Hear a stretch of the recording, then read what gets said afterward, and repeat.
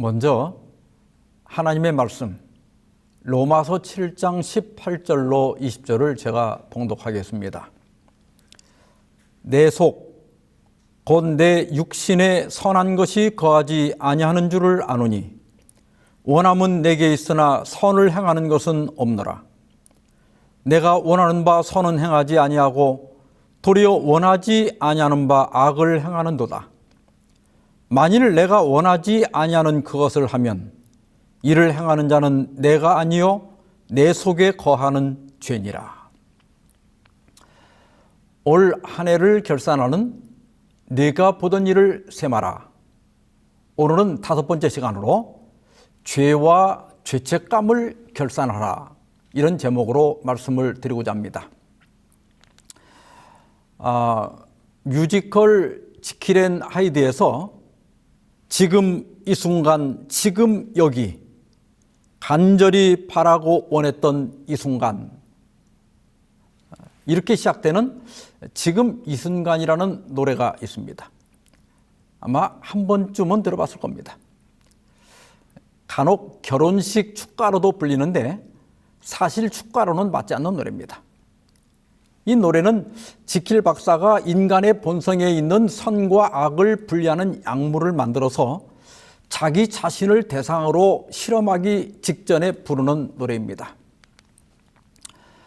원작인 지킬 박사와 하이드라고 하는 이 단편 소설은 로버트 스티븐슨이 1886년에 출간했습니다.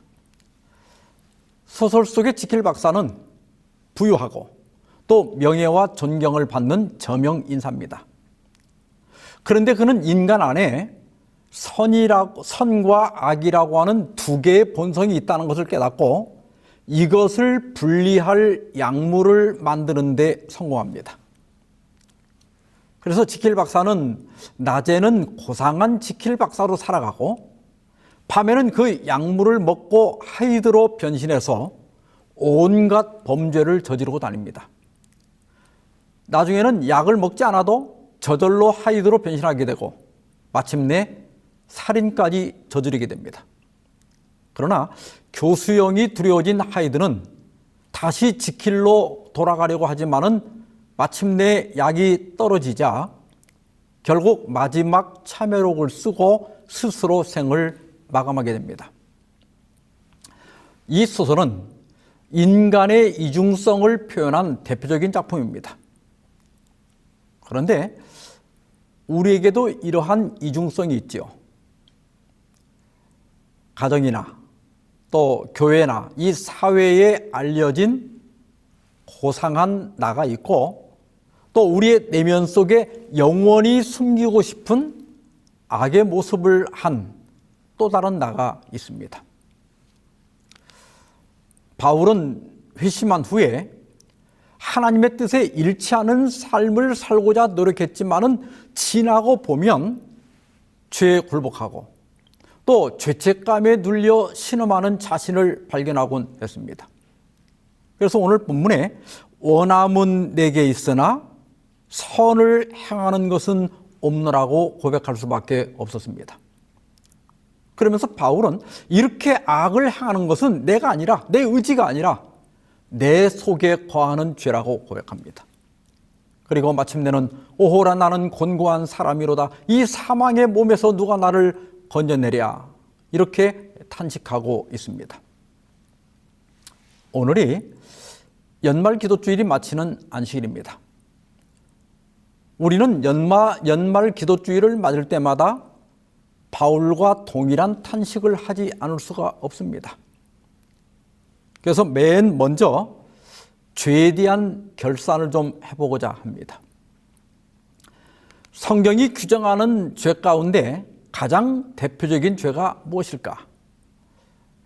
이 문제에 대한 논의는 이집트 수도원 운동의 창시자인 파코미우스에 의해서 시작되어서 나중에 교만, 시기, 분노, 나태, 탐욕, 탐식, 탐색 이렇게 7가지로 정리가 됩니다. 중세는 이 7가지 죄들이 격렬하게 설교되었고 14세기 말 영국에서는 페캄 대주교가 모든 사제들에게 매년 4차례씩 강론하도록 지시하기도 했습니다. 이 7대 죄는 문학에도 반영되어서 단테의 신곡이나 또 영국 작가인 제프리 초서가 쓴 캔터베리 이야기 등에도 자세히 묘사가 되어 있습니다. 현대에 들어와서 개신교 신학이 너무 원죄만 강조하다 보니까 성도들의 죄의식이 약해지고 순종과 행함이 무시되는 등 여러 문제가 나타나자 이러한 약점을 보완하기 위해서 복음주의 신학에서도 7대 죄론을 다루기 시작했습니다. 우리나라에도 오래전에 헨리 페어리의 현대의 7가지 죄, 또 빌리 그레엄 목사님의 죽음에 이르는 7가지 죄로부터의 자유, 이런 여러 책들이 나와 있습니다. 7대 죄악 가운데 첫 번째 죄가 교만해집니다. 누가복음 18장에는 바리새인과 세리의 비유가 있죠. 그런데 9절에 보면 이 비유가 자기를 의롭다고 믿고 다른 사람을 멸시하는 자들에게 하신 말씀이라고 되어 있습니다. 11절에 바리새인은 서서 따로 기도하여 이르되 하나님이여 나는 다른 사람들 곧 토색, 불의, 간음을 하는 자들과 같이 아니하고 이 세리와도 같이 아니함을 감사하나이다 그랬어요. 여기 따로 기도하여, 이 말은 문자대로 번역하면 그 자신에 대하여 기도하여 혹은 그 자신을 향하여 기도하여, 이런 뜻입니다. 진정한 기도는 하나님께 대하여 혹은 하나님을 향해 하는 것입니다. 그런데 바리새인은 자기 자신에 대하여 혹은 자기 자신을 향하여 기도한 것입니다. 이 바리새인이 토색, 그러니까 남의 것을 약탈하거나 사기를 치지 않았다.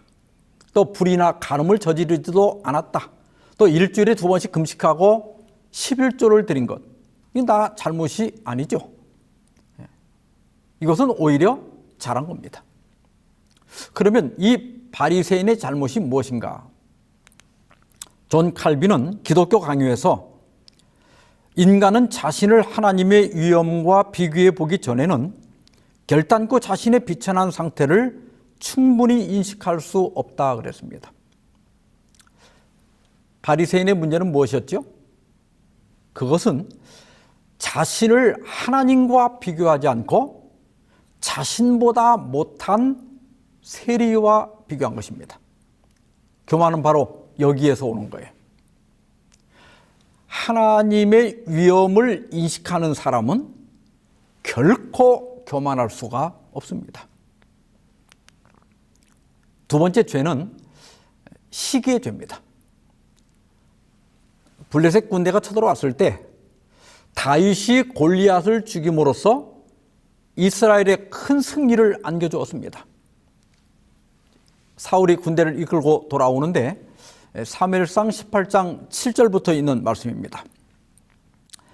여인들이 뛰놀며 노래하여 이르되 사울이 죽인 자는 천천히요 다윗은 만만이로다 한지라. 사울이 그 말에 불쾌하여 심히 노하여 이르되 다윗에게는 만만을 돌리고 내게는 천천만 돌리니 그가 얻을 것이 나라 말고 무엇이냐 하고 그날 후로 사울이 다윗을 주목하였더라. 이번 전쟁은 전적으로 100% 다윗 때문에 승리한 겁니다.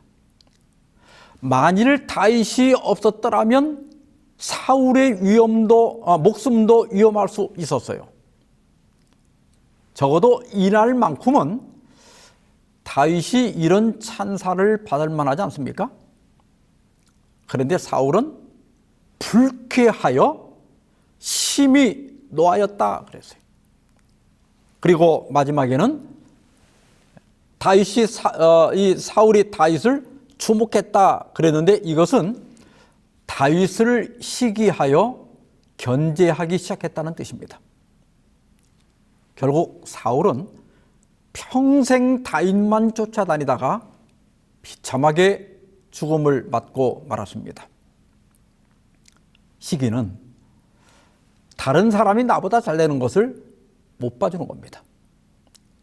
그 잘된 사람이 나에게 잘못한 것이 전혀 없는데도 그가 인정을 받고 잘되는 것이 속이 뒤틀리고 마치 내 걸 뺏어간 것처럼 그렇게 느끼는 것이 시기입니다. 이러한 시기도 죄입니다. 고린도전서 13장 1절 5절에 보면 사랑은 자기 유익을 구하지 않는다고 하였습니다. 이에 대하여 본교의 성경 주석에 보면 사람은 본성적으로 먼저 자기에게 관심을 가지고 그런 관심으로 인해 번번이 다른 모든 사람이 가려져 버리지만 그리스도의 길, 사랑의 길에서는 자아를 마지막에 두고 다른 사람을 첫째 둔다 그랬어요. 사랑의 길은 첫째 누구를 둔다고요? 다른 사람을 두고 자신은 맨 마지막에 둔다. 근데 우리의 타고난 본성은 이와 반대지요. 그래서 진정한 그리스도인이라고 하면 이러한 시기심을 극복해야 됩니다. 다른 사람이 잘 될 때 기꺼이 박수칠 수 있어야 진정한 그리스도인이라고 할 수가 있는 것입니다. 세 번째는 분노의 죄입니다. 창세기 4장 6절로 7절에 보면 여호와께서 가인에게 이르시되 내가 분하여함은 어찌 됨이며 안색이 변함은 어찌 됨이냐 내가 선을 행하면 어찌 낯을 들지 못하겠느냐 선을 행하지 아니하면 죄가 문에 엎드리니라 죄가 너를 원하나 너는 죄를 다스릴지니라 하였습니다. 가인은 하나님께서 자신의 제물을 거절하시고 아벨의 제물을 받으시자 시기심이 분노로 변하여 마침내 살인까지 하였습니다. 하나님께서는 우리가 분노할 때 죄가 문에 엎드려 있다고 말씀하시면서 그 죄를 다스리라고 충고하셨습니다. 에베소서 4장 26절 27절에 보면 분을 내어도 죄를 짓지 말며 해가 지도록 분을 품지 말고 마귀에게 틈을 주지 말라고 하였습니다. 사람이 살다 보면 화를 낼 때가 있죠. 또 어떤 때는 불의를 보고 의분이 일어날 때도 있습니다. 그 자체는 죄가 아니지만은 그것이 죄로 진행될 수 있다는 거예요. 근데 여기에 분노의 남용을 막을 안전장치가 제시되어 있습니다. 그게 뭐냐면 해가 지기 전까지입니다. 성격상 화를 잘 내는 사람이 있어요. 그러나 그것이 죄로 진행되기 전에 화를 가라앉혀야 됩니다. 분노는 자신의 건강에도 좋지 않고 또 가정이나 교회 평화를 파괴합니다. 그래서 여러분 웬만하면 화내지 말고 살아야 됩니다.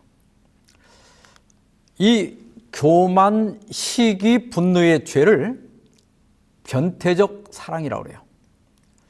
여러분 죄도 사랑에서 시작됩니다. 진정한 사랑은 이웃을 내 몸처럼 사랑하는 겁니다. 그런데 교만이나 시기나 분노는 그 이웃보다 나를 더 사랑할 때 짓게 되는 죄들입니다. 그래서 예수께서는 요한복음 15장 12절로 14절에서 내 계명은 곧 내가 너희를 사랑한 것 같이 너희도 서로 사랑하라 하는 이것이니라. 사람이 친구를 위하여 자기 목숨을 버리면 이보다 더 큰 사랑이 없나니 너희는 내가 명하는 대로 행하면 곧 나의 친구라 말씀하셨습니다. 여러분 예수님께서는 우리를 어떻게 사랑하셨죠? 친구인 우리를 위하여 자기 목숨을 버리셨습니다. 우리도 이같이 하면 곧 예수님의 친구라고 말씀하셨습니다. 다른 사람을 위해서 목숨은 버리지 못할 망정 나보다 못한 사람 앞에서 잘난 척하거나 나보다 잘 되는 사람을 시기하거나 또 마음에 들지 않는 사람에게 화를 내지는 말아야 한다는 것입니다. 7대 죄악 가운데 네 번째 죄는 나태의 죄입니다. 게으른 사람의 모습 몇 가지를 아주 해학적으로 제시합니다. 잠언 19장 24절에 게으른 자는 자기의 손을 그릇에 넣고서도 입으로 올리기를 괴로워하느니라. 여러분, 얼마나 게으르면 이 손을 그릇에 넣고도 그 손을 입으로 올리기를 괴로워할까요? 또 잠언 22장 13절에 보면 게으른 자는 말하기를 사자가 밖에 있은즉 내가 나가면 거리에서 찢기겠다 하느니라. 참, 이 밖에 나가서 일하기가 싫으니까 뭐라 그래요? 저 밖에는 사자가 있어서 못 나가겠다. 또 잠언 26장 14절에는 문짝이 돌적이를 따라 도는 것 같이 게으른 자는 침상에서 도느니라. 이 게으른 사람이 이제 온갖 핑계를 대면서 침대에서만 뒹굴거리고 있는 모습을 잘 나타내고 있습니다. 수저 올리기도 괴로워하고 일하기도 싫어하고 침대에서만 뒹굴거리면 결국 궁핍할 수밖에 없죠. 그래서 잠언 6장 9절 11절에 게으른 자여 내가 어느 때까지 누워있겠느냐 내가 어느 때에 잠이 깨어 일어나겠느냐 좀 더 자자 좀 더 졸자 손을 모으고 좀 더 누워있자면 내 빈궁이 강도같이 오며 내 곤핍이 군사같이 이르리라. 여러분, 이 게으름이 나쁜 게 뭐냐면 이게 단지 궁핍으로만 끝나지 않습니다. 실물교훈 358페이지 보면 태만한 습관은 반드시 극복되어야 한다. 잊어버리는 것도 죄요. 태만히 여기는 것도 죄이다. 그대가 만일 태만히 하는 습관을 가지게 되면 그대는 자신의 구원을 등한히 하게 되고 마침내는 하나님 나라를 위하여 준비되지 못한 자가 되고 만다. 그렇게 말씀했습니다. 여러분, 나태가 왜 나쁩니까? 하나를 보면 열을 안다고 그런 말이 있죠. 나태함은 일도 하기 싫어하지만 그것이 신앙생활에도 영향을 미치는 거예요.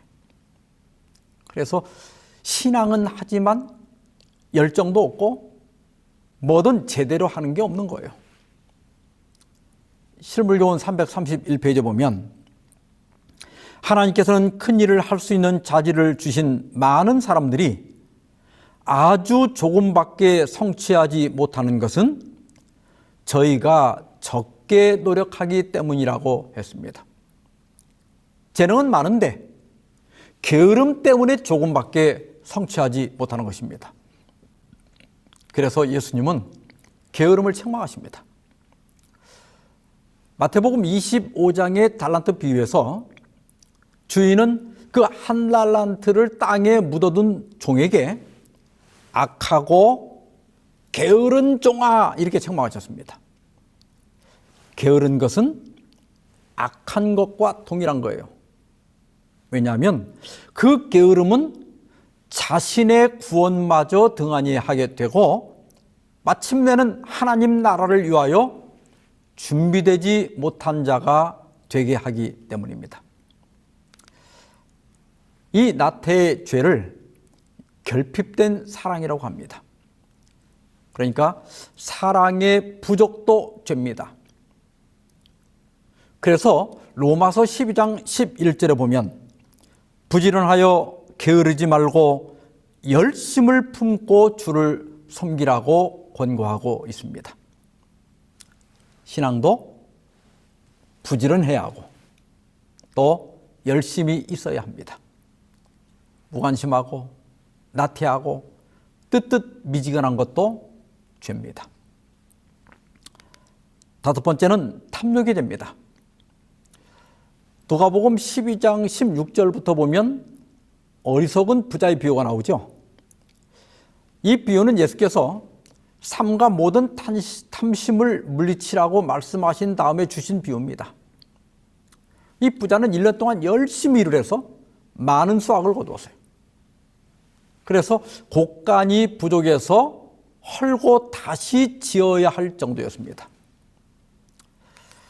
잠언 10장 15절에 보면 부자의 재물은 그의 견고한 성이요 가난한 자의 궁핍은 그의 멸망이니라 그랬습니다.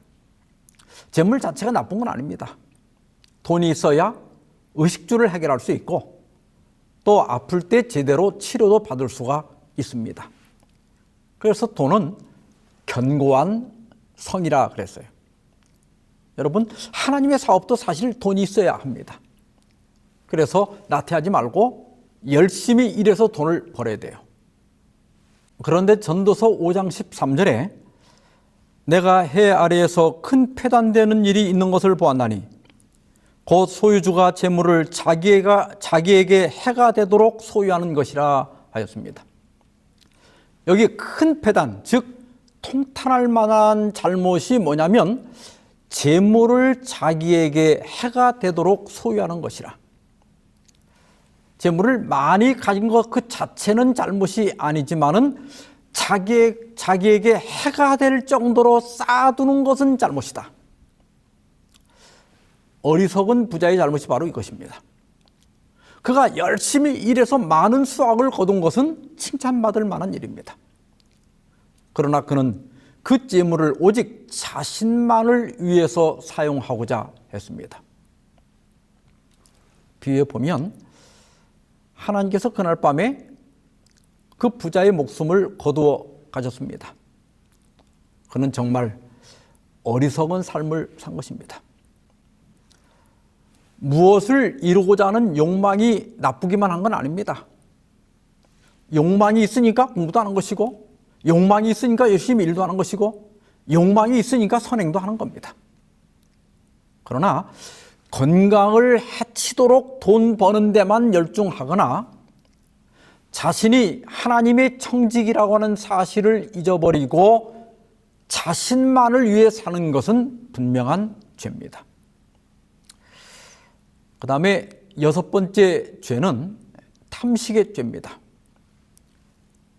베드로전서 4장 3절에 보면 너희가 음란과 정욕과 술 취함과 방탕과 향락과 무법한 우상 숭배를 하여 이방인의 뜻을 따라 행한 것은 지나간 때로 족하도다. 여기 방탕과 향락은 폭식과 폭음을 가리키는 용어입니다. 공동번역에 보면 진탕 먹고 마시며 떠들어대고 이렇게 번역했어요. 교증은 사권 454페이지에는 과식은 이 시대의 죄이다. 하나님의 말씀은 폭음, 폭식을 술 취함과 같은 맥락의 죄로 놓고 있다.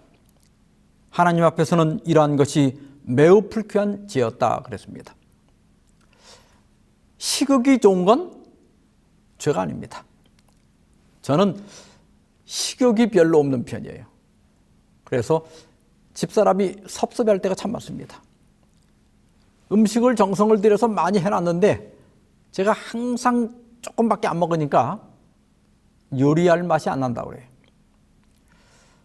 여러분, 식욕은 좋은 거예요. 식욕이 없다면 진수성찬도 의미가 없는 거예요. 따라서 식욕이 좋은 분들은 복받은 분들입니다. 그러나 과식은 죄입니다. 왜냐하면 과식은 건강을 해치고 또 정신 상태에도 영향을 미치기 때문입니다. 그래서 고린도전서 10장 31절에 너희가 먹든지 마시든지 무엇을 하든지 다 하나님의 영광을 위하여 하라고 하였습니다. 먹고 마시는 것도 우리가 성경을 읽고 기도하고 안식일을 지키고 그 교회를 다니는 것과 똑같이 신앙생활의 한 부분이라는 거예요. 성경이 금하는 것을 거리낌 없이 먹거나 또 과식하고 간직하는 그런 습관이 있었다면 이것도 회개해야 한다는 것입니다. 7번째 죄는 탐색의 죄입니다. 하나님께서는 아담과 하와의 결혼식 주례사에서 이러므로 남자가 부모를 떠나 그 아내와 합하여 둘이 한 몸을 이룰지로다 말씀하셨습니다. 성은 하나님께서 주신 겁니다. 그래서 아름다운 것이고 특히 부부의 의무 가운데 하나입니다. 사도 바울은 고린도전서 7장 1절로 3절에서 너희가 쓴 문제에 대하여 말하면 남자가 여자를 가까이 아니함이 좋으나 음행을 피하기 위하여 남자마다 자기 아내를 두고 여자마다 자기 남편을 두라. 남편은 그 아내에 대한 의무를 다하고 아내도 그 남편에게 그렇게 할지라고 하였습니다. 이 구절을 하버트 제이 마일스라고 하는 박사가 조금 더 쉽게 번역을 했는데요. 인간에게는 강한 성욕이 있어 남자는 아내가 있어야 하고 여자는 남편이 있어야 한다. 남편은 정기적으로 아내의 성욕을 채워줘야 하고 아내도 남편의 성욕을 정기적으로 채워줘야 한다. 이렇게 번역했어요. 여러분, 성욕이라고 하는 것은 자연스러운 것이고 깨끗한 것이고 건강한 겁니다. 그러나 이 성욕은 욕망이나 식욕처럼 남용하기 쉬운 본성 가운데 하나입니다. 그래서 골로새서 3장 5절에서 땅에 있는 지체를 죽이라. 곧 음란과 부정과 사욕과 악한 정욕과 탐심이니 탐심은 우상 숭배이라 그랬습니다. 지체를 죽이라고 하는 것은 성욕을 무조건 억제하라는 말이 아닙니다. 건강이나 영성을 해칠 정도로 성에 몰입하거나 또 정당하지 못한 관계, 그리고 정당한 관계라 할지라도 상대방의 의사를 고려하지 않은 일방적인 관계를 금하라는 것입니다. 여기 세 가지, 탐욕, 탐식, 탐색, 이 죄를 지나친 사랑이라고 그래요. 사랑의 부족도 죄지만 사랑이 지나친 것도 죄입니다.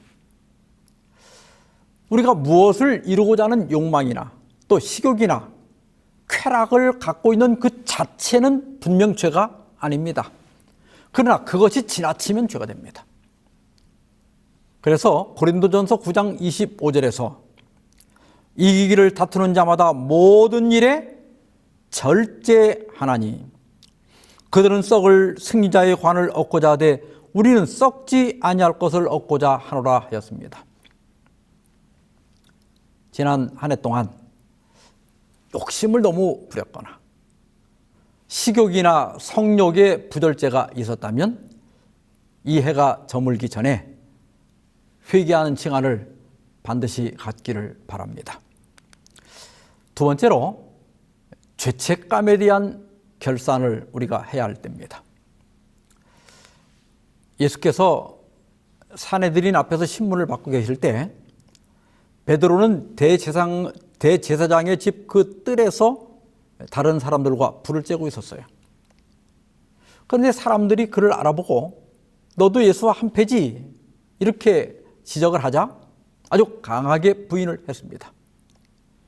그리고 세 번째로 베드로에게 이르되 너도 진실로 그 도당이라 하거늘 그가 저주하며 맹세하여 이르되 나는 그 사람을 알지 못하노라 하니 곧 닭이 울더라. 예수님의 예언대로 베드로가 예수님을 세 번째 부인하자 닭이 언제 울었다고 그랬어요? 곧 울더라. 하나님께서는 이러한 닭을 우리 마음속에 넣어주셨습니다. 이 닭을 신학에서는 죄책감이라고 합니다. 죄책감이 무엇인가? C.S. 루이스는 참된 죄의식은 우리의 삶에 내재하는 죄와 하나님과의 관계 단절을 경고하는 마음의 비상벨이다 그랬습니다. 우리의 삶에 죄가 있을 때 그리고 그 죄로 말미암아 하나님과의 관계가 단절될 위험이 있을 때 그것을 알려주는 마음의 비상벨이 바로 죄책감이라는 거예요.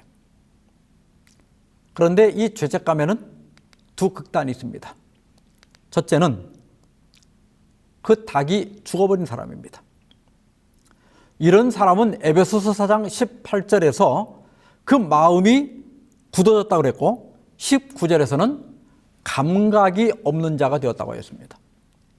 또 디모데전서 4장 2절에서는 자기 양심이 화인을 맞았다 그랬어요. 분명히 죄가 있는데 닭이 울지 않는 것입니다. 통증을 못 느끼는 마실리 증후군이라는 게 있어요. 이탈리아에 레이티아 마실리라고 하는 52세 된 여성이 있습니다. 근데 그녀가 한 번은 스키를 타다 넘어져서 어깨가 골절이 됐는데도 아무렇지가 않은 거예요. 그래서 스키를 실컷 타고 또 직접 운전까지 해서 집에 왔습니다. 그리고 하루가 지나서야 어깨가 골절됐다는 것을 알았다고 해요.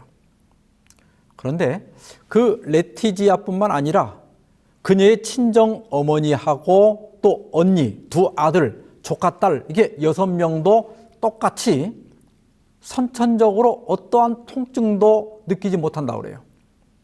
그래서 만약에 화상이나 동상 등에 걸리면 굉장히 위험하다고 합니다. 런던 대학의 제임스 콕스 박사가 검사를 해본 결과 유전자의 돌연변이가 일어나서 통증 신호가 뇌로 전달되지 않는다고 합니다. 어떤 사람은 육체는 멀쩡하지만 영적으로 마실리 증후군에 걸린 사람이 있습니다. 다시 말하면 죄를 짓고도 양심의 가책이나 죄책감을 전혀 느끼지 못하는 것입니다. 부조와 선지자 405페이지에 보면 하나님께서는 당신의 영을 나타내심으로 죄인들을 책망하시고 죄를 깨닫게 하신다. 그러나 성령의 역사가 마침내 거절당하면 하나님께서 더 이상 그 영혼을 위하여 아무것도 하실 수 없으시다. 하나님의 긍휼의 마지막 방편이 끝난 것이다. 범죄자는 하나님께로부터 끊어지고 죄는 그 자체를 취할 방법이 없다. 그 이상 더 죄인으로 하여금 죄를 깨닫게 하고 회개하게 할 수 있는 하나님의 능력이 남아있지 않다.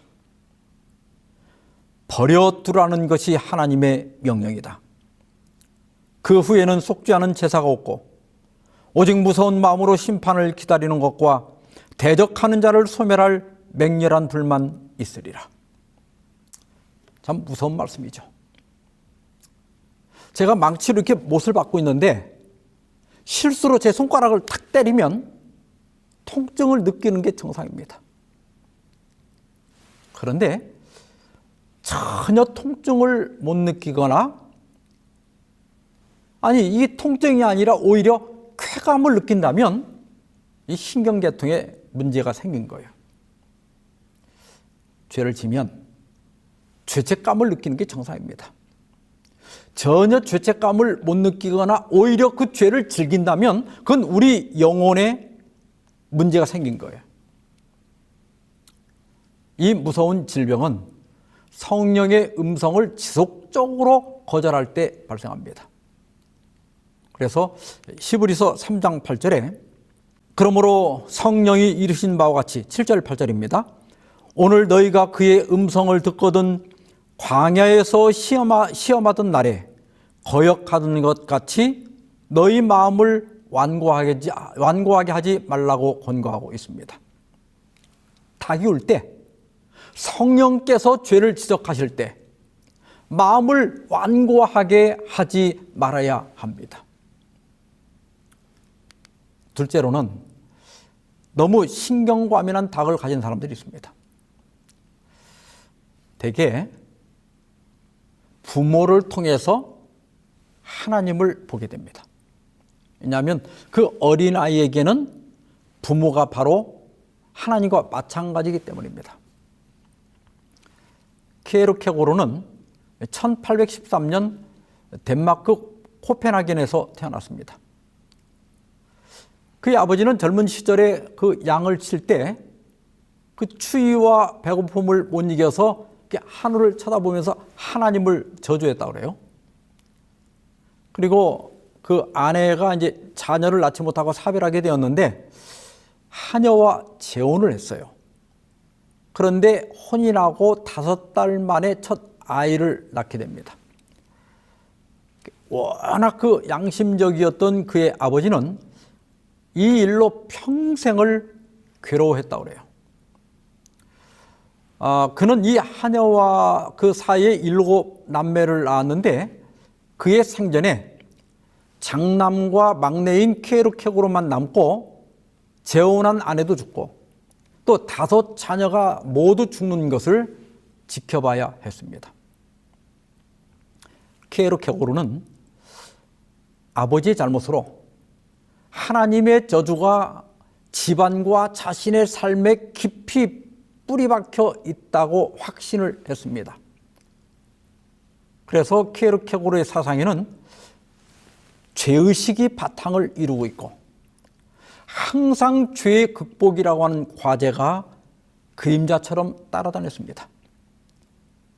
이것이 그를 항상 절망으로 밀어 넣었고 그 절망을 죽음에 이르는 병이라고 하였습니다. 그러나 하나님은 이사야 1장 18절에서 이렇게 말씀하십니다. 여호와께서 말씀하시되 오라 우리가 서로 변론하자. 너희의 죄가 주홍 같을지라도 눈과 같이 희어질 것이요 진홍같이 붉을지라도 양털같이 희게 되리라. 우리의 죄와 죄책감은 이 세상의 어떤 학문도 어떤 철학도 어떤 고행도 씻어줄 수 없지만 우리 주님은 할 수 있습니다. 그래서 오라 우리가 서로 변론하자고 우리를 초청하십니다. 요한일서 1장 9절에 보면 만일 우리가 우리 죄를 자백하면 저는 미쁘시고 의로우사 우리 죄를 사하시며 우리를 모든 불의에서 깨끗하게 하실 것이라고 말씀했습니다. 여기 자백은 호몰로게오인데요. 고소사실을 시인한다는 뜻입니다. 성령께서 우리 죄를 지적하실 때, 우리 죄를 깨닫게 하실 때 자신의 죄를 시인하고 자백하면 우리 죄를 사하시며 모든 불의에서 우리를 깨끗하게 하신다는 겁니다. 미쁘시고 이 말은 헬라어로 피스토스인데 신실한 또 믿을 만한 이런 뜻입니다.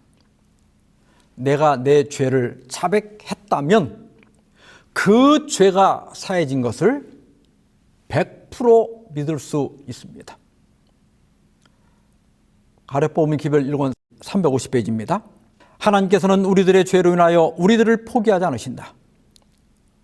우리들이 혹 실수를 범하고 성령을 슬프시게 할 수 있으나 우리들이 회개하고 통회하는 마음으로 당신께 나아갈 때 주님께서는 우리들을 물리치지 않으실 것이다. 저는 이 파란색 부분을 참 좋아합니다. 하나님께서는 우리들의 죄로 인하여 우리들을 포기하지 않으신다.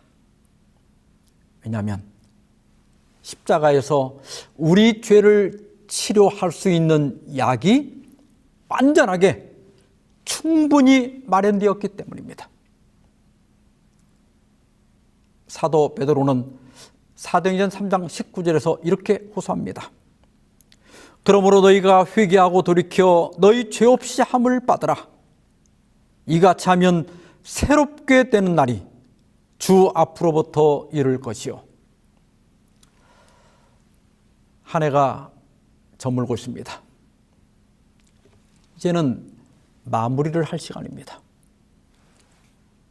지난 한 해를 돌아보면서 나의 교만의 죄, 시기의 죄, 분노의 죄, 나태의 죄, 탐욕의 죄, 또 탐식과 탐색의 죄를 신하고 회개하고 자백함으로 죄 없이 함을 받고 새롭게 되는 날을 경험하게 되길 바라면서 오늘 말씀 마치겠습니다.